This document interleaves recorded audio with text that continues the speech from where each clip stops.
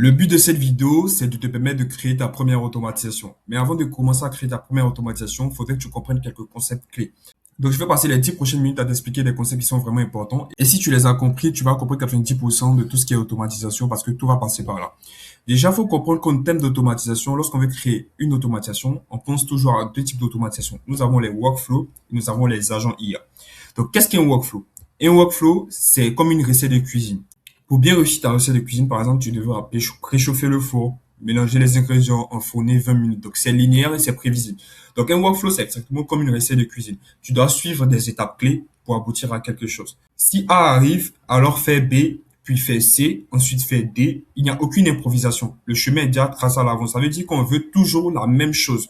Quand on met en place un workflow, c'est pour avoir quelque chose de logique et quelque chose de simple. Donc, je t'ai mis un exemple de workflow ici. Ce workflow va tout simplement regarder sur 90 jours quels sont les clients qui ont déjà payé avec nous, contacter ces clients-là pour parler de nouvelles offres que notre entreprise va mettre en place.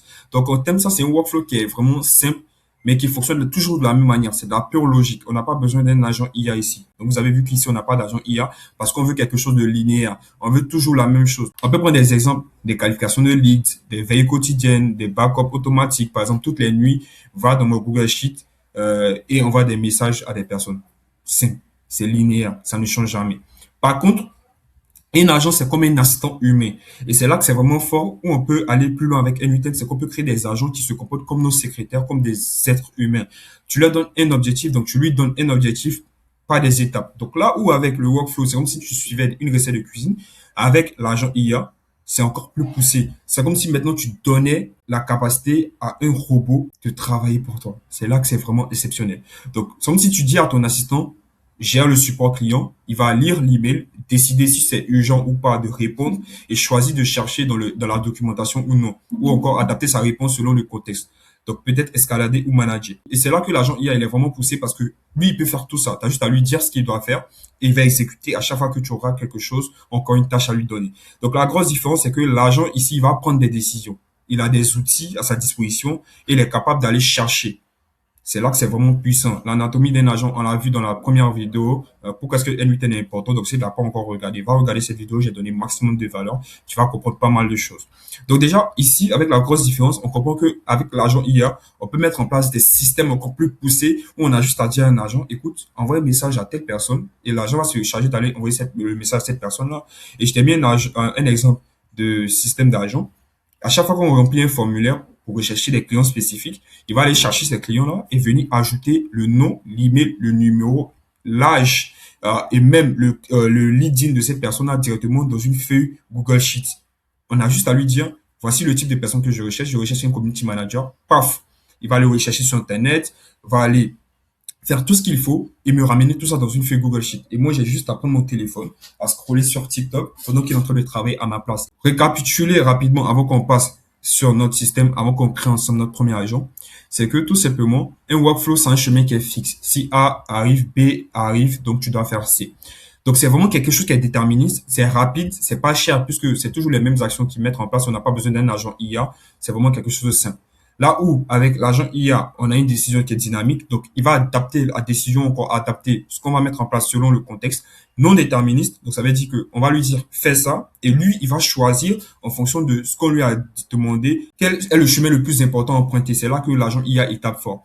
Et ensuite, il coûte un peu en token, parce que comme vous avez vu quand j'ai expliqué dans la première vidéo, on connaît tout ça à un LLM, donc on connaît tout ça à un cerveau. Donc cerveau, ça peut être ChatGPT, ça peut être une intelligence artificielle, donc ça coûte quand même de l'argent, comme avec Gemini, etc. Donc après aussi, je vais vous montrer comment est-ce que vous pouvez utiliser des sites pour ne pas avoir à payer vos mémoires. C'est pour ça que je vous dis de vous abonner, c'est vraiment important parce que je vais vous faire sortir des dangers, les gars.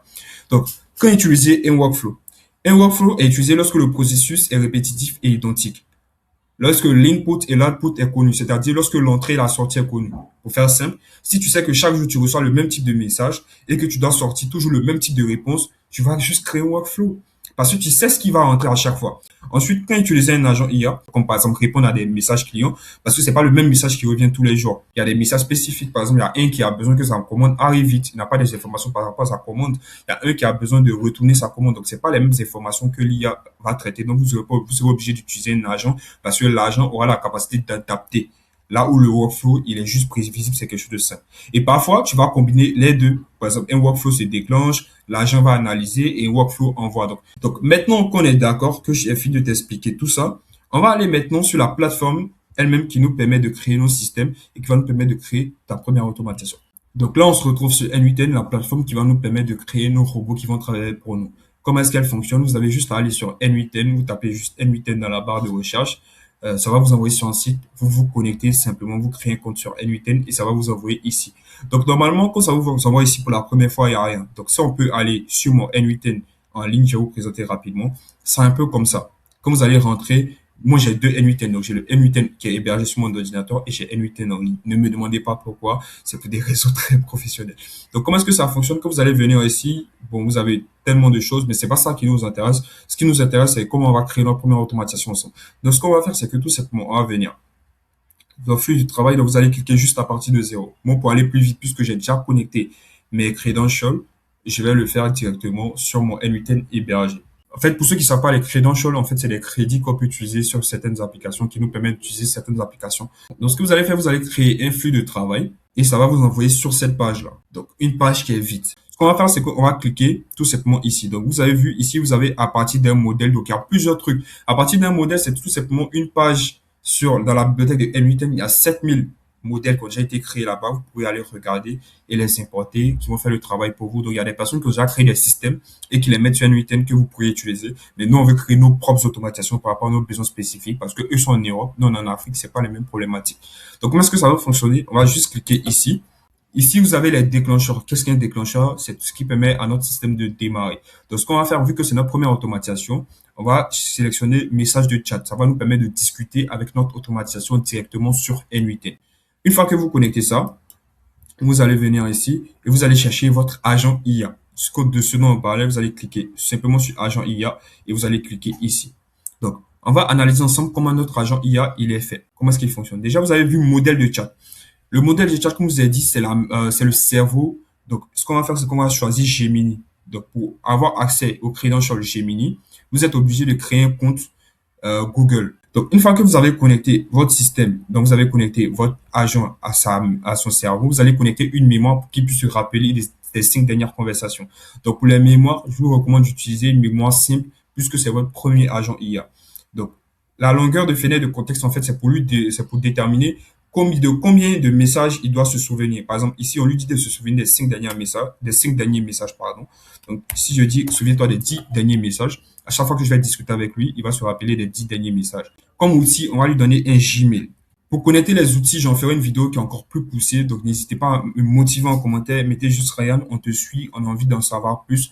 Et je vous enverrai une vidéo dans les prochaines semaines. OK, une fois qu'on a connecté ça ici, normalement, si on exécute l'étape, ça doit passer. Donc, on va exécuter l'étape. OK, super. On va tout simplement choisir ici. Donc, vous allez mettre tout simplement le petit truc là. Donc, l'étoile là. OK.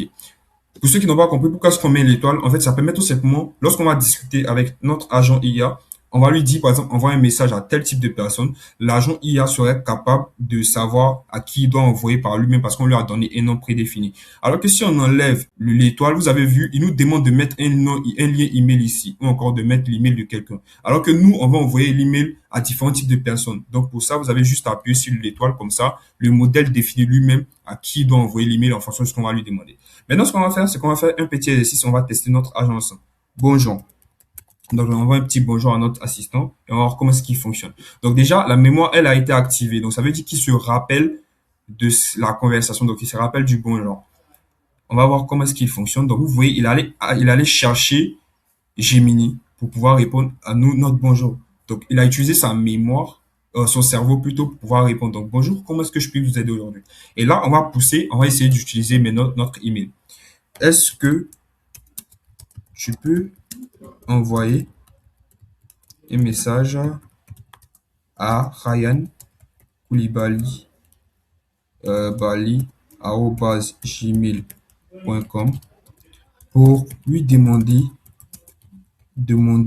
s'il veut sortir ce week-end avec avec nous. Voilà, simplement. Donc, je vais mettre un email valide quand même pour éviter d'être considéré comme spam. OK. Donc, je l'ai envoyé. Je lui ai demandé, est-ce que tu peux envoyer un message à Ryan Koulibaly? Bon, je devais le dire email, mais je pense qu'il a compris comment est-ce que ça fonctionne. Donc là, il a envoyé l'email. Vous avez vu comment c'est puissant. Il a envoyé un email sans que j'aie besoin de lui expliquer comment envoyer un email à Ryan Koulibaly. C'est ça qui est vraiment important. Donc, il dit, votre message a été envoyé à Ryan Koulibaly avec la demande pour savoir s'il veut sortir ce week-end. Donc, on va regarder ce qu'il a mis. Il a dit quoi? Votre message, OK. Super. Comme vous avez pu le voir, ils ont mis salut Ryan, nous voulons savoir si tu étais libre ce week-end pour sortir avec nous. Dis-nous si tu es intéressé avec le email was sent automatically with NUT. Imaginez ce qu'on pourra créer maintenant avec ce système-là. Je lui ai juste dit envoyer un email, il a fait, et sans que j'écris l'email par moi-même. Il a juste envoyé l'email juste avec son cerveau, avec sa mémoire, il a envoyé l'email directement. Et si vous n'êtes pas encore abonné, abonnez-vous parce qu'il y a beaucoup de choses qui arrivent encore. C'était Ryan. J'espère qu'on se reverra.